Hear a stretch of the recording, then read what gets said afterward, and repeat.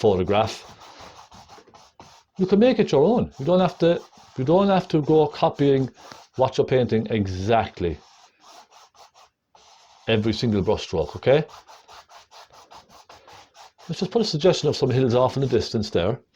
And the ones in the far distance, I'm going to kind of soften in to the sky slightly, okay? You can see I'm just going along the edge, just nice and gently with my brush. So I want to soften these ones first into the background. Now I'm very gently going over the lines, you see that? Soften it back into the sky, that creates a lovely misty effect and it creates some lovely distance in the mountains. So that's our first layer way back off in the distance, miles and miles away. Underneath. The paint seems to be kind of getting lost in that paint, doesn't it? And it's not really staying as much as you want it to stay. But we'll fix that now. Another thing with mountains like this is always bring your brush strokes in the direction of the hill, okay? So I'm going to swoop it down like this, you see that? And what you're doing then is you're pushing one in front of the other and you're almost creating little separate layers of mountain. Okay, you see the way it's just sort of falling down at an angle. Everything falls down towards the horizon line. And it just makes it feel more natural, I find. I'm going to go nice and dark now. Phaylo blue, magenta, and plenty of black. It's a very blacky colour, this one, okay? A little bit of thinners, just to help it flow. You don't have to go crazy with lots of paint on these. You know the way sometimes, when even I look at YouTube as well. I look at other artists and how they do things and all that. And you know the way you look at YouTube and sometimes you see artists with huge mounds of paint all over their palette and they're picking up huge amounts just to paint a small area. It's just really a huge waste of paint, I find. You know, there's really no need to go to all that trouble putting all that paint on a canvas just to paint a small area. Honestly, I just don't see the point. It's a huge waste of paint. And the reason I say that for me is because when I was an amateur, growing up, an amateur artist and all that, I never had a lot of money, okay? So I had to make every last bit of paint last when I was growing up, okay? My family, we didn't have much money. So that's helping the composition because it's moving the colours throughout. You're getting the same hues throughout your painting because if there's magenta in every mix, a little touch of it, it just really ties the painting together. It makes it feel more natural. You see that? Now, we have a lovely graduation of mountains from front to back. Isn't that lovely? I'm not going to bother with this big dark chunk that we have here and the other side. I don't think we need it. I just want to keep it nice and simple and subtle. So I'm going to take off my masking tape. There we go. Isn't that quite nice? Now, I love these colours. A very soft, surreal kind of a scene. Now let's start putting in the water. And I think I might use this brush because the other big brush I have is kind of it's worn, isn't it? It's a very old brush. My very good friend Jonelle sent me these just as a gift from Rosemary & Co. She sent me this about 2 years ago and I've been using it ever since. You can see how long it's lasted. It's fantastic. It's still fine, but I need something a little finer for this kind of a line here. Let's make a nice colour for this. And I'm going to start off with a slightly brighter colour, okay? And that will give us a nice contrast. Let's take some phthalo blue. And I'm mixing everything in the same spot as well, look. Okay? It's good practice. Because you're picking up some of the other colours as well. Really go right down into the fabric of the canvas with your brush, okay? Now let's start warming this. Let's add some pinks into this. Let's get some magenta, touch of cadmium red.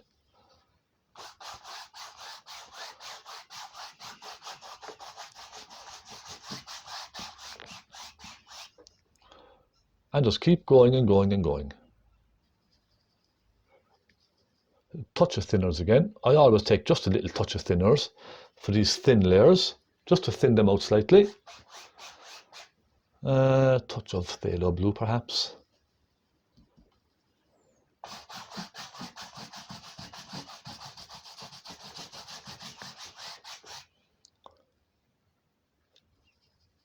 Now I need to start making it a little thicker, so maybe a tad more turpentine and paint, just to make this go a little further.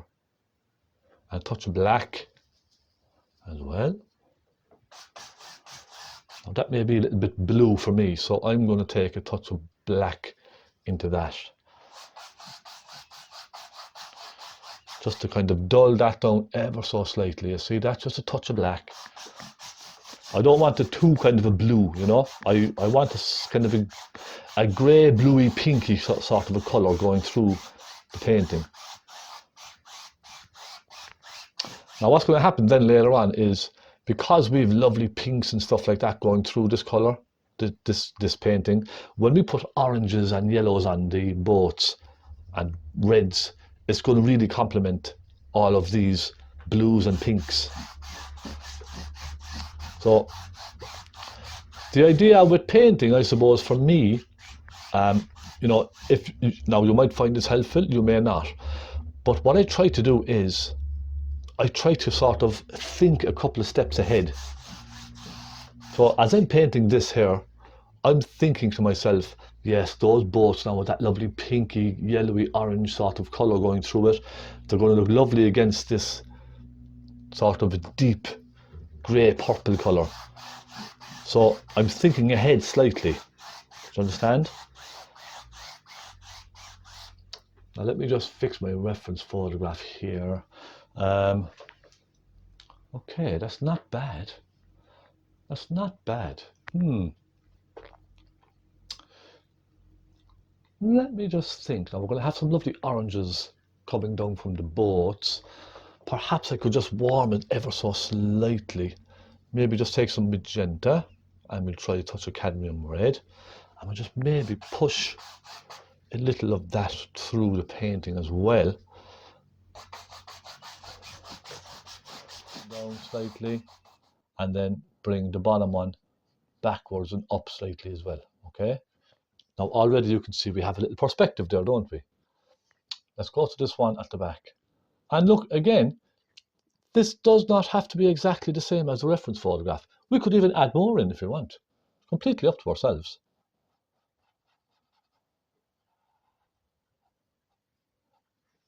Okay, it's completely up to ourselves. It's our painting. We can add more or we can take stuff out even if we want. Let's mix up another little bit of that nice rich pinky colour. Go up here and let's get this one in. And this is quite simple, just straight across. We're looking at this sideways, so you can just go straight across with that. And I'm not going to worry then about details until the end, okay? So now we have the basic shades in. Next, I'm going to move to my small pointy brush again, all right, and start putting in some darker shades. So on the dark sides of those, in fact, you know what I will do? I'll use this brush just for this one here, okay, just for that dark side. It's kind of a dark browny pink. I'm going to try some burnt umber and some magenta. And maybe a touch, tiny touch of black. So because the light side is a kind of a pinkyish hue, the dark side will have a hint of pink in it as well, if you understand what I mean. It's about keeping the shades similar, is what I would say. So, you know, if a highlight has some pink in it, then just add a little pink into the shadow side as well. And that will really help tie everything together. Because you see, if I decided to have a bright yellow highlight and then a kind of a dark purpley blacky shadow, it might be too much of a contrast. Do you understand? It may be too much. So that's why I would say add little hints of pink into your shadow sides as well. I'm going to soften some dark across the top of the canopy here. You see the cabin? I'm going to soften it out like that. But I'll just pop a little sienna in here first.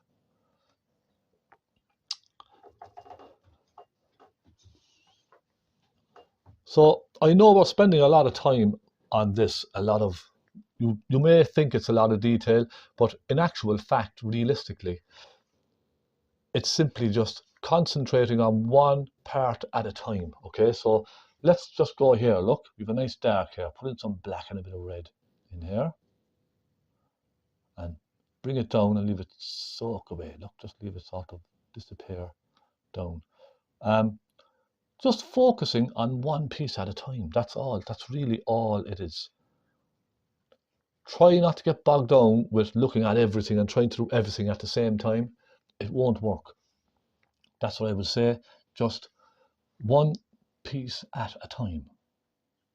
Pop a little bit of edging up there, you see, just to kind of finish that off. We could pop 2 windows in. You see, it's just a simple little brush stroke, that's all. And just remind yourself of that fact. Just remind yourself it's just a brush stroke. That's all you're doing. Tiny, tiny little details, you see, just to separate different sections of the boats. Small, small details, that's all there. Okay, right, I'm going to darken this side here slightly. And I'm going to go over here and just darken here as well. You must remember as well, you see, in order to show off the highlights, you have to have a lot of darks as well. So, in other words, the dark colours will show the highlights in the end. I find with a lot of paintings that I look at, you might have a painting with lots of shadows, strong shadows, but then there's no bright highlights to kind of help it out. So what you end up with is a very sort of a monotone painting. You need to have very strong highlights and very strong darks, and that will really help bring everything together. Now, I'm going to stop at that. I'm going to start putting in some bright highlights, and this, I think, is where everything will sort of come to life. Hopefully, let's try it. I'll take some Naples yellow, okay, and a touch of magenta.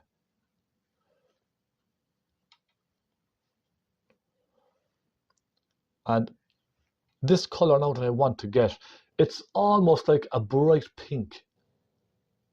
Almost.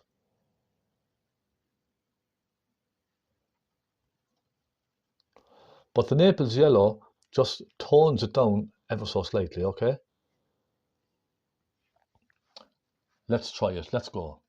Add a hint of a pink over this. A warm pink again, like we did earlier. Naples yellow and magenta. I'm just going to pop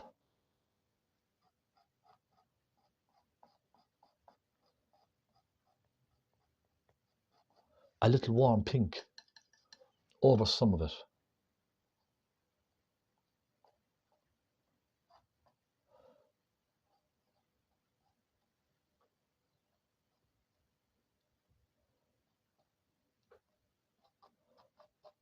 Now you see how we did that with the palette knife, nice and easily. Nothing too complicated, just have a bit of fun with your knives. That's what I always say to a lot of people. You know, a lot of people are afraid to try stuff with their palette knives. Don't be shy. Look, if you make a mess of it, it's okay, it's easy to fix. I'm going to bring some strings down, like that. And the great thing about the knife is you see the way it sort of hits and misses on the canvas. I really like that. It's a lovely effect. And you can see just by dabbing the palette knife here and there a few times, it gives us lots of little details. Isn't that wonderful? And we're literally just dabbing the canvas. Look, just like that. Nice and simple. Right, I go back to my small pointy brush. And I want to start just adding, I'm going to add a little bit of highlight in there. As if we have lights inside the cabins on, okay? Let's just imagine someone's having a little bit of a party. They're having a bit of fun. They're having a party. Why not? Now we also have some of those lovely little masts as well, don't we? They will be casting a nice little shadow. So I'll get my small pointy brush again. Where is it? This one. Okay, I'll take my new little pointy brush, take a little bit of dark colour. Even just a little bit of thin black on its own will do absolutely fine as well. And let's just suggest some reflections from these.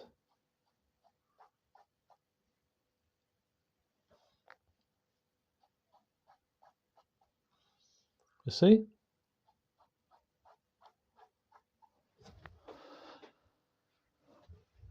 Aren't we getting there? Now, if you look at the reflections, you will see we have a dark side of the mast and a light side. So simply just pop in a little light pink or something for the light side of the mast. Okay? Just any little bit of a bright colour at all.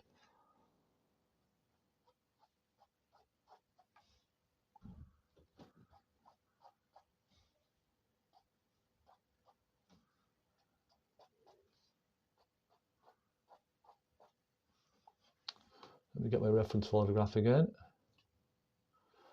Okay, so now there's also another small little piece that you can see in these. You see inside these reflections, there are little parts where it's just very thick kind of strikes of bright colour, isn't there? I don't know if you could see that now or not. I can see it. I'm going to take some white and I'm going to go with some magenta and a touch maybe of cadmium yellow. You could try, especially on the right hand side over there. I can see one or two just very rich sections. Watch now and I'll show you what I mean, okay? Let me just show you. Here, you see the way these have little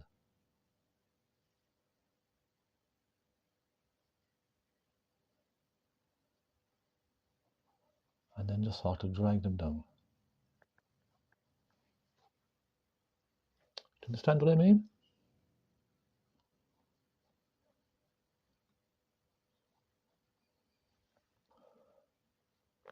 Now they're very small, absolutely fine. I think we're finished, my friends. Look, you could keep at this. I could keep at this for another hour or so, putting in bits and pieces. But do I really need to? I don't think so.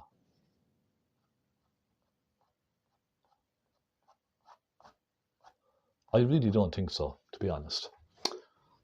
I don't feel the need. So with that, my friends, I'm going to say thank you so much. There's one little thing that's very important with a painting, isn't it? You have to sign it to say it's finished.